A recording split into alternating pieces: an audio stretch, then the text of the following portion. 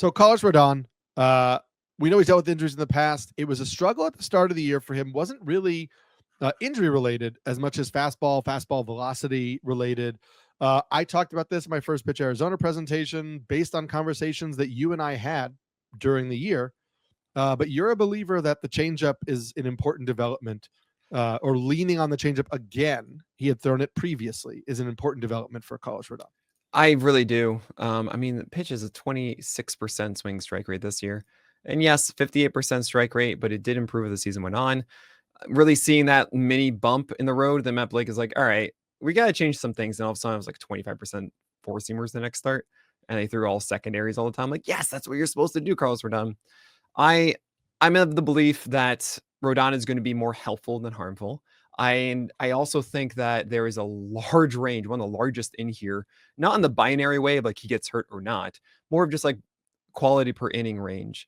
That of Rodon could just be filthy and ridiculous for a fair fun number of weeks, and all of a sudden just like, yeah, all right. Now I'm not going to be able to locate four seamers when I want to, so home runs are up, and I can't really throw the changeup anymore. Slider's not very good, but I do want to think that when it comes to the entire contract of Carlos Rodon, it can really be summed up by like injuries the first year and really not coming through when he came back, and then finding his footing a lot in 2024, and understanding by the end, okay, this is what I need to be. It's not going to be a 2.5 ERA likely. It's likely not going to be like a 1.05 whip or something like that. But I do believe that Rodon is figuring out that he needs to have this changeup, which again, tons of whiffs on because Right. his four seamer has been that foundation. And now guys, you're going to have to adapt between the two and then also have the slider. Sometimes the curve will show up. That's fine. Maybe this cutter. I don't think so. I just believe it's a left-handed changeup focused league.